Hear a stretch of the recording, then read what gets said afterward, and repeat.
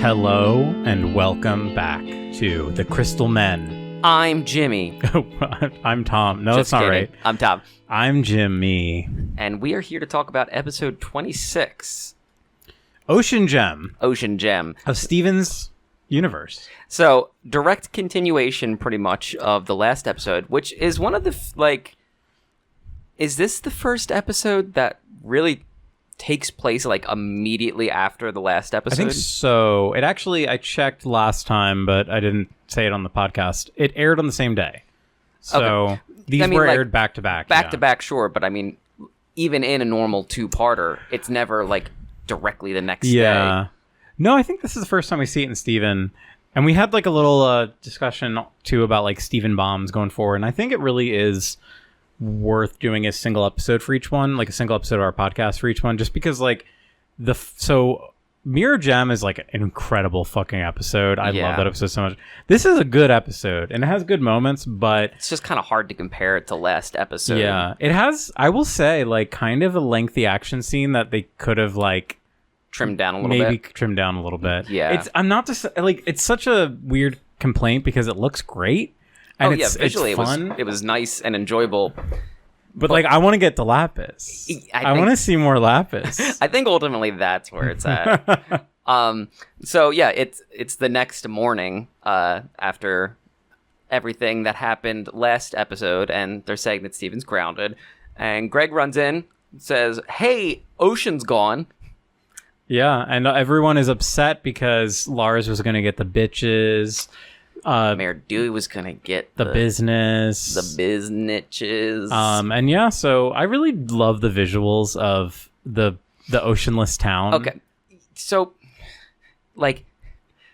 the implications of the ocean just being gone. Yeah, there would be so much death. Yeah, okay, we don't really, talk about the ecological impact of this episode, but especially later, so many bad things would happen. But regardless, beach is gone, or water's gone. They're all freaking out. Beach is kind of gone. Beach is kind of not really a beach anymore. It's just a dune. Yeah. Oh, dude. No. Steven puts his still suit on. He's like, Garnet, I've been waiting for this. I have to sand step, Garnet. So Steven, that's called the stanky leg. I mean, he would be so good at it. He did the fucking moonwalk last episode. I know, he's a talented little boy. But so they go back to the house, and Steven is packing up to go on a solo adventure to stop Lapis Lazuli. And really taking accountability for something he technically caused. I love he's packing SPF and it's just and a child's backpack, a child's adventure kit, but still willing to take accountability, which is cool. And the Gems and Greg and Connie all rally behind him, and Lion. We get that Lion too. It's Lion funny. Is the Gems are the last ready. ones to say they'll go. It's Connie and his dad, and then Lion. Yeah, that is very true. And then Steven gets ungrounded. It's really funny. That's kind of one of my weird complaints about this episode is the situation between Steven and the Gems seems instantly really dire. Yes, and it's just completely all right, yay, we're fine. Everything's fine now. Let's go on an adventure. Yeah, I really wish they touched on it more, and more of Steven being uncomfortable with the Gems for A, not telling him very important information, and B, doing something terrible in trapping Lapis, but kind of just glossed over. I mean, I get it. There's only 10 minutes to get everything in, but just one little scene of Steven. I know Steven's riding Lion, but if Steven was sitting next to Garnet in the car for a quick scene, to just even have him, scooting slightly to the right or something. Yeah, just honestly something like that, something minor like that would have added a little bit more here, but it's a little too status quo-y for a thing that's explicitly status quo is not status. There's no status quo right now. Backtracking a little bit too much in this episode from the seriousness of last episode. But regardless, they journey out into the dry ocean. It's really cool. I love this idea of all the wildlife, the coral and things would still be there. There's geothermal vents too that we see. Yeah. Really, really cool visuals. I just like that a lot. There were some good gags too because Steven and Connie are riding Lion, and then Garnet just freaking bails from the van when Greg starts playing music, which got a legitimate chuckle out of me. It was funny. I do think this is such a weird complaint, but he puts a CD in. I feel like Greg would be rocking cassette tapes. I feel like that's a cassette kind of van, like, for sure. Especially if he had that when Steven was born. Like, that should be, Greg would not get that thing serviced to get he does not have the money player. to upgrade to a CD player. He would player. be rocking cassettes still. Yeah. He probably spends all his money on gas and food. True. But anyway, they're journeying, and we get a little like lore drop from Pearl, and we get some. This is the first time it's all confirmed that all of the monsters they've been fighting are other gems, and that they've always been fighting other gems. Because Steven asks, "Hey, why is another gem like an enemy of ours? This doesn't make sense. We're all gems." Obviously, that becomes the main plot of the series, but from a viewer, like, you're finally getting, oh shit, there's something deeper kind of going on here. Yeah, it's cool too because like I like when a series like this goes out of their way to add some extra context to like the enemies. Like, you're not just fighting mindless monsters. Like, there is a person in there. There's a person in every single one, and they show all of them too. We see all. I think at this point we've seen 5. We've seen a good couple. 5 or 6 of the monsters they fought have been gems. Yeah, and Pearl explains that these gems are inherently broken and corrupted, and they're bubbling them because that's the best they can do, is just to watch them. And I don't necessarily buy what she's selling right now. Like, it's really an easy way to kind of make you seem like the good guys again. Yeah, when really they're just kicking a can down. Yeah, they're not doing anything. Yeah. It's just, I'll solve this problem by ignoring it. Mm-hmm. Yeah, in a way, it's almost like you could say it's what they're doing imprisoning gems is like almost worse. Yeah. Now you're just these things that need help. You're just not. And I mean, I guess technically there really isn't anything they can do, but you think you would try. Like, you'd think they would try, or Steven would say like, but we can bring them to my mom's sanctuary. Yeah, or like, and I'm sure that they've done all of this in the past, but it's like, then try to come up with something new. Like, yeah, it seems odd that they're so willing to just bubble up these other gems and be fine with just the 3 of them living on Earth forever. Like, yeah, in this weird sort of like status quo, they just kind of this is just their existence now. Well, I mean, it kind of goes back to that gem mentality of stagnation. Like, they're fine with things staying the same for thousands and thousands of years, but regardless, Steven is a little shocked by that information. But then we get to the big ocean tower, which, again, environmental, like, those fish are fucking dead, man. Think of like all of the weight of all the water crushing them. Those fish. The amount of pressure on the fish on the bottom is going to kill them. The fact that all of the ocean got sucked up almost instantly, like that's hundreds and hundreds of miles per hour just getting torrented up into a tower. And think about all, like, there must be, I don't know, this interesting idea. There must be millions and millions of humans on the sea at any given time. Yeah, just in boats, swimming. That's a great point. Well, and yeah, how much of the ocean is it? Like, obviously, Beach City's sucked up. It looks like it's a pretty sizable amount, right? Like, it reaches up to near space. I don't think it's like all the world's water, but God, I hope not. I mean, shit. Well, we do see Mayor Dewey does have a hose, and there's water coming out of the hose, so there must be some sort of freshwater source somewhere that. Yeah, I mean, I think fresh water is fine. Like, but it is the ocean, just full ocean. Like, how much was, and also, like, how strong is Lapis Lazuli to be able to cracked too? Yeah, while she's cracked. Yeah, a half performing gem able to suck up an entire ocean to form a pillar. This is a really crazy. That is like actually an insane feat. It's like an insane feat that they never. This is like really, a Goku level. They never touch again, but it's so. I mean, like, you have Garnet, Amethyst, and Pearl like stabbing and smashing things with sticks and whips, and then you have Lapis Lazuli sucking up an entire ocean. Wow. So they get there, and it's really cool, and the scenery is gorgeous. It's really funny because, like, at this time and, like, around this time, there was kind of a weird trend in, like, superhero movies where the final like the Pillar of Light. The Pillar of Light, yeah. And Yeah. this episode kind of has that too, but it's really cool. Like the context of it's more interesting. Well, if you think about it, this is right when the first Avengers came out too. Yeah. Skybeam is like really just getting popular.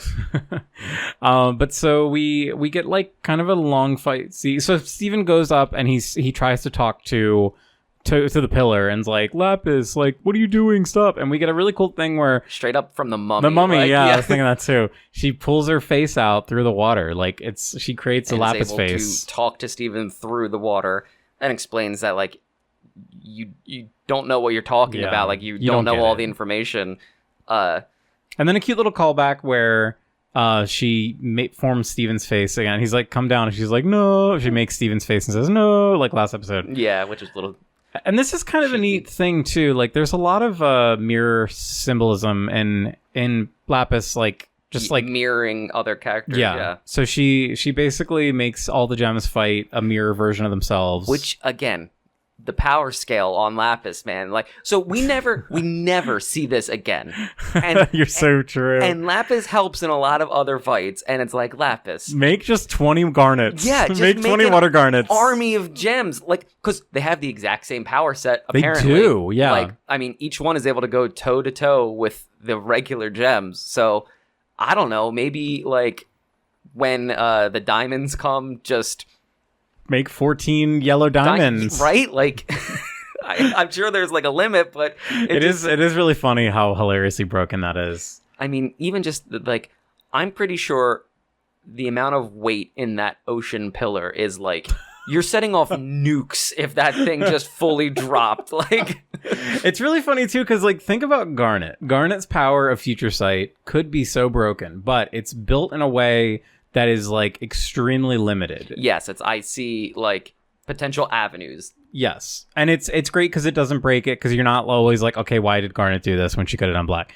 Yeah. But this, it's like, why doesn't Lapis just kill everyone? Yeah, Lapis at all times has the power to clearly crush anybody, and even like in the gem fight, so they're fighting. All of the water copies overpower the originals, and she's just like captured them. Really, like. It has Amethyst sitting on top of the real Amethyst. Like, they're all tied up. They just can't do anything, because like they just reform whenever they get smashed. I guess that's a good point. Yeah, if you shatter their body, it doesn't really matter. And then so Lion is protecting Steven and Connie, but Lion gets knocked away. So Steven and Connie foolishly jump in and like immediately get put in a position where they are fucking drowning. Yeah, she just this is so scary. Grabs them by the heads with water. And I mean, like, from Lapis's standpoint, that wouldn't do anything to a normal gem. Yeah. Like, it seems like she's just trying to subdue them, but like she's actively killing them. Like, Connie like almost goes unconscious. Yeah. From drowning, and thankfully Greg, the hero, not a bad dad at all. Not the secret, this episode. Not the secret villain of Steven Universe. Smashes into Steven, and then Water Steven. Yeah, and stops it. Yeah, but then. So Water Steven blasts him away, and that's when he gets his leg broke. Yeah, and he has his leg broke like after this. Yeah, that's another serialized element that we see for a bit. Yeah. Yeah, but and the van unfortunately is destroyed. Sad, I know. Well, at the end of the episode, it gets like real fully fucked. destroyed. Yeah, but then Steven kind of gets a little bit of a hero moment here finally, and he says he doesn't want to fight, and we get the epic. So. Yeah. I think it's Steven, right? It's the Water Steven goes to strike him. Has a little like ball of It's like an epic energy ball, yeah. That starts spinning like fucking Dragon Ball. And yeah, Steven protecting his family and friends, he makes his shield. For the very first time. It's so fucking cool. It's really well animated. And then it's refreshing to see a character like have defense be their power too. You know, have the desire to protect, and you know, obviously we get that nowadays a lot more with different things, but this was kind of an earlier instance of like a show. He's not using a sword, he's not punching, like no, he's a protector, he's not a fighter. Yeah. It's so cool that he's the main character. I just love that. I do think too. That's so even today it still kind of feels pretty like just a very different and, protagonist. But the shield reverberates Captain America style. It does, yeah. And like smashes all of the water copies. Yeah. just disintegrates them, which just shows like Steven's on like another level power wise. Yeah, and we're kind of getting little hints here and there. But then what's interesting too is he wasn't surprised by the shield. Like, no, yeah, he's really confident. It's not like a whoa, what's this thing? Like I can do this. Everybody looks at him like a little stunned, but he just goes right up to the water. And this is like we're really getting Steven again taking accountability. Like even on the ride / I guess ride because he's riding Lion. To the water tower, like the whole time he's focused, like he's looking forward, he looks guilty and like upset, but is not like goofing off like it's showing some of the other characters do. He's just dead set on it. So it's nice to have Steven be serious and kind of develop a little bit more towards that way, because again, the early episodes he doesn't give a shit about anything. He's just and it's really cool too. Like I'm just thinking about it, like Steven's whole arc is like a sins of the father kind of thing. Like he has to atone for everything that his mother did, and seeing how quickly he just takes accountability, like you said, like he just takes responsibility for it. He doesn't care. He just wants to make things right. That's always his character, and which I love. I think that's such a great aspirational type of character. He never goes, hey, which I mean, this is kind of the Gem's cardinal sin of, hey, here's this problem. Like, we can fix it by ignoring it, or just not address it. Steven's always, okay, something happened, like, we're going to address this. We're going to fix this. Yeah. And, like, even if it's going to put me in danger, which even has a little gag when he's like, Lapis, bring me or I'm going to swim up there. He's like, please don't drown me. Yeah. Because he's still acknowledging, like, I'm still kind of weak here. I mean, completely defenseless, like, realistically. But Lapis indulges and brings him up to the top of the tower, and we get a really just beautiful looking scene of space. It's and so like cool. The design is gorgeous. I mean, once again, so like they're on the top of this completely flat, it's like a mirror like plane. Yeah.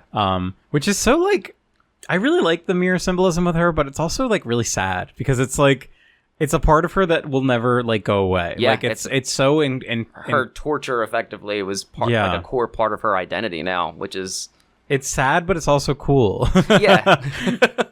It's I mean, it's interesting, but Steven goes up and just wants to talk to her, and she is upset, but still willing to talk to Steven, which is nice, and explaining that she thought that she could just suck up all the water to get to Homeworld, which very, very short-sighted, and she immediately acknowledges that it's never going to work because, I mean... Well, she even says that like this is not her ideal plan. Like this is only because she's broken. Yeah, she would do something else if she weren't broken. To which point Steven's like, "Oh, I can heal you." But a little bit before that, Steven asks, "Why are we fighting? Like we're gems." And we kind of, as the audience, get a little of the crystal gems don't care about other gems. They only care about Earth. Yeah, which I mean is true and not, but. Yeah, it is really interesting because, like, ultimately, it's really Rose. Like, it's Rose that cares about Earth. The other crystal gems just went along with like children. Rose's dream. Yeah, I mean they were followers. Like, and she helped them.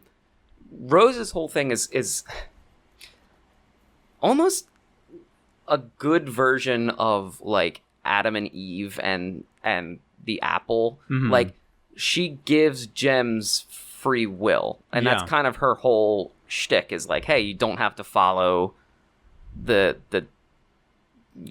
status quo, like we can go against it.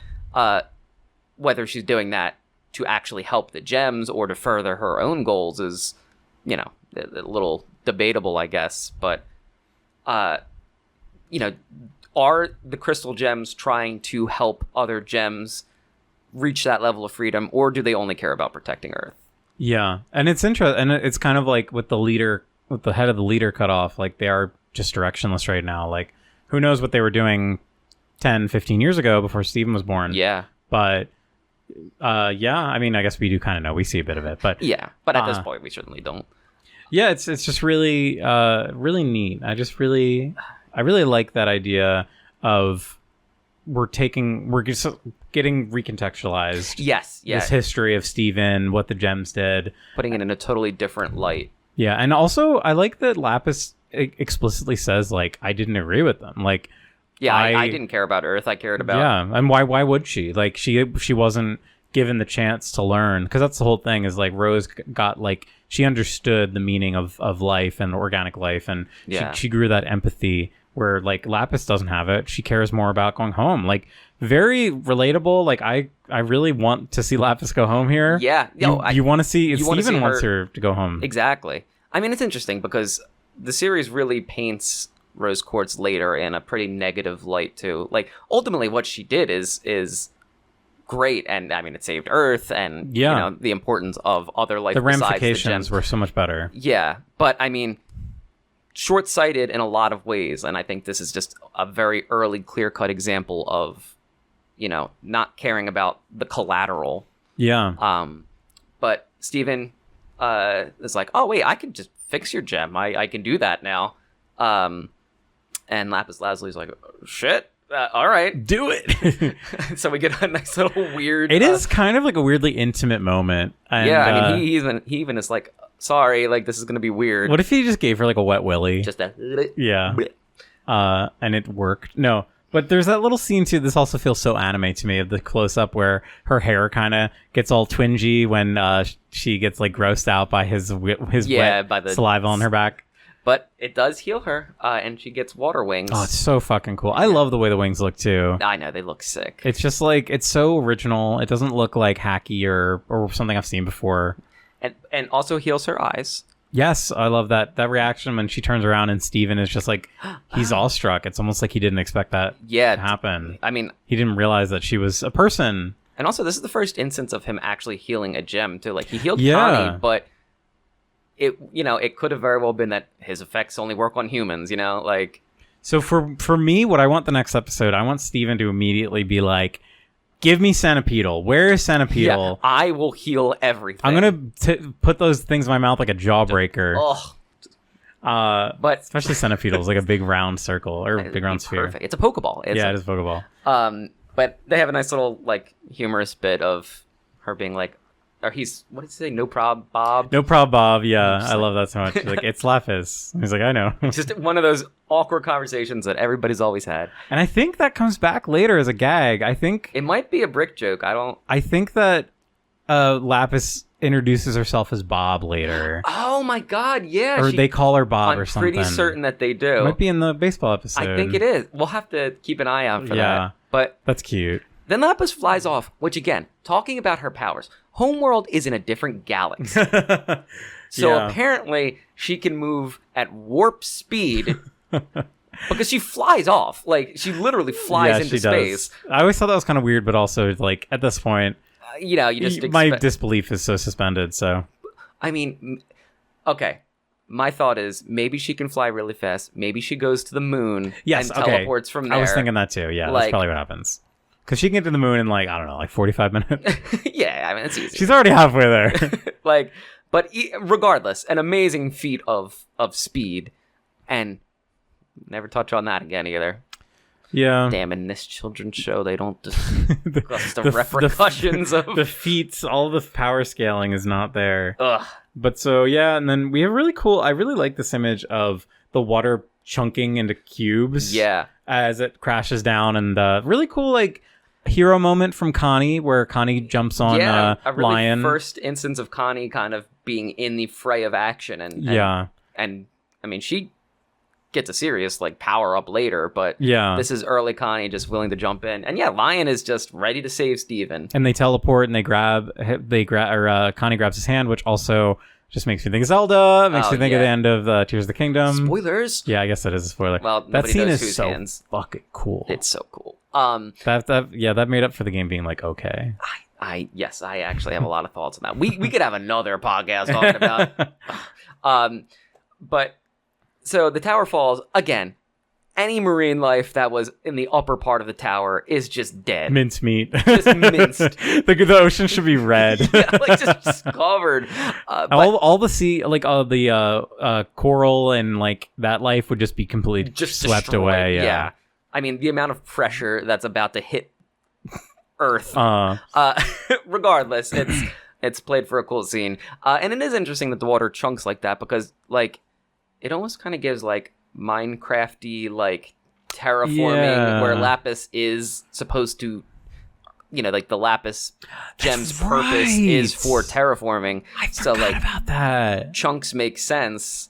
And we see like 2 Lapises later in Steven Universe Future terraforming, and I think they kind of sectioned it out in different chunks. Oh my god, I like memory hold that, so I love that. I love Lapis. I just love looking at Lapis. It's just, but it's nice to see like payoffs like that. Developers' foresight kind of thing. But regardless, they teleport, and then the water crashes, and it cuts to Beach City being filled with beautiful water again. Yeah, I like that scene too, where all the water just kind of flows back. It was very well animated. Yeah, it looks really good. And then you see, so Steven bubbled everybody the entire trip back, and they floated too. Steven is like using his flying power here by accident. Yeah, because like the van is not driving underwater. The van is floating. So I mean, yeah, we're getting some really like powerful Steven moments because they like. Canonically, that trip was like a full day. Yeah. Because they left in the daytime and they didn't get there until night. Yeah, that's a good point. So Steven was holding that bubble for hours. Yeah, and they were driving fast too when they were leaving, or when they were going to it, so. Yeah, and then... Damn. So yeah, this is Steven coming into himself, like, power-wise, which I know we just talked about it kind of being cool that it doesn't instantly power up. And it doesn't feel like a real... Like, it's not like a Super Saiyan moment. Yeah, it's just like... some occasional feats of really impressive strength. But it makes it so satisfying because we waited so long for it. And like seeing how confident he is and standing up for like a really important thing. And that's what's really cool about him, like power wise and as a character. His ability is tied to like his mental state. I mean, even with how he sees himself age wise is how his body is formed. So that's why he never grows for a long time because he sees himself as a kid. Like, he's able to have these powerful moments when he's feeling powerful things, like his whole shield formed because he wanted to protect. Like, so it's nice to see it kind of tied to like deep emotion as opposed to just like, I'm gonna get angry and power up. Like, it's really good. It's just lovely. They did a good job with this cartoon. But they get back and Steven's having a nice little hero moment where the town's celebrating him, and Garnet and Pearl are talking about the implications of a gem making it back to Homeworld, which would actually be pretty scary. Like, yes, this is like the Saiyans are coming in 2 years moment from Dragon Ball. I mean, it really is. Like, we don't know anything about Homeworld at this point, other than apparently they were fighting some gems. Mm-hmm. But to them, like, this is Homeworld thought they were dead. Yeah. This is like the worst case scenario. Yeah, like for them. The whole point later that we see is like Homeworld thought they were successful in wiping out every gem on Earth and just left it because they had their little baby project. But now they're forced out of hiding basically, which is but they're doing it because they're atoning for their sins. Yeah, and then it pans to Steven, just happy that Lapis made it home and looking up like optimistically at Homeworld before the episode ends, and it's kind of a good contrast between the fear and like love and determination, and just we're getting into the good parts now. It's so good. It only like keeps ramping up, getting better and better. Yeah. So I'm very excited. There's a couple episodes that I'm really, really excited for. Obviously, last episode being one of them, but. For me, I guess the ones I'm looking forward to now are the fucking what's it called? Stronger Than You. The basically the Garnet 2-parter. Oh yeah. When Garnet Homeworld actually comes and attacks. Those are the ones I'm looking forward to. But we have like 20 something episodes, so I'm sure there's some good ones. That's season 1 finale, right? Yes. Yeah. Yeah. So there's got to be some other good ones coming up soon, but I just can't remember. I think we get a little bit of a lull, and it's a lot of towny stuff, some towny episodes, which I get. At this point, you kind of need some like falling action, but and then later on, I'm really excited for like the bismuth stuff too, because I think that okay, thank you for saying that. I was gonna say like it's kind of crazy that they go through all this shit and Pearl is not just like, so yeah, bismuth, like we're coming to terms with the past, we're dredging shit up, like we gotta deal with bismuth. Like the fact that they leave Bismuth in there for so long is crazy. Well, do they know that Bismuth's in there? I think it was a rose quartz hid this. Oh, was it? Okay. I thought they knew. Maybe you're right. Maybe it was a... I don't fully remember, but I'm pretty sure Steven finds Bismuth by accident, and then they're like, "Oh my God, you're alive. We thought you died." Okay, that makes more sense because she's in Lion. Yeah, she's inside Lion right now. But what did Pearl say about when talking about Lapis? Was like, I didn't know that the gem was still I forget exactly what she said, but she talked with Garnet towards the beginning of the episode. Oh, I must have missed that. No, but damn, that's a good line though, because it kind of shows them not really following through with any of this stuff. Yeah, and just assuming, just kind of being whatever, it's not a big deal. We just don't got to think about it. Yeah. Oh, and a nice little cap to the episode. This is the first episode that has the ending song playing in it. Very much like a season 1 finale sort of scene. Yeah. Oh, and I did want to talk about the music for 1 second because yes. during 2 parts during the battle scene, really sick to see the music change for each person fighting. I love that. You get Garnet, and it's that kind of hip hop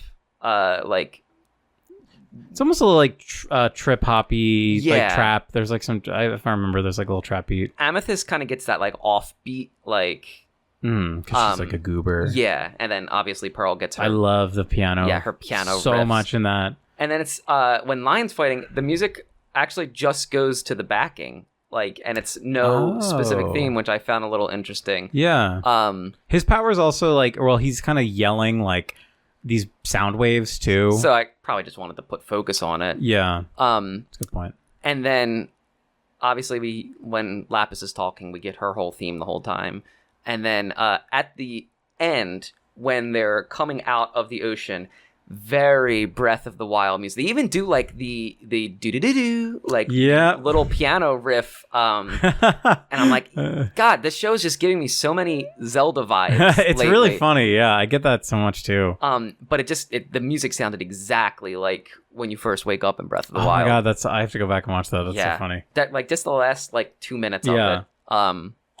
But yeah, good episode. Not as good as last episode. Still a very good episode. Yeah, really good episode. Mirror Gem is just, oh my God. Yeah, it's so hard to That's probably my favorite episode so far. I think if I'm thinking about that one is a clear cut. Yeah. Just But yeah, we're excited to see what the following episodes are. But I took a little look. We have a space race coming up, which is, if I remember, kind of a weird one. That's where Pearl makes a spaceship for Steven. Oh my God. Oh yeah. And I was we'll just spend 1,000 years going to Homeworld. Yeah. So I guess we are going to kind of deal with some of the fallout. And the next episode too is the one, I can't remember what it's called, but it's the one where she, I forgot, Pearl helps fix the van.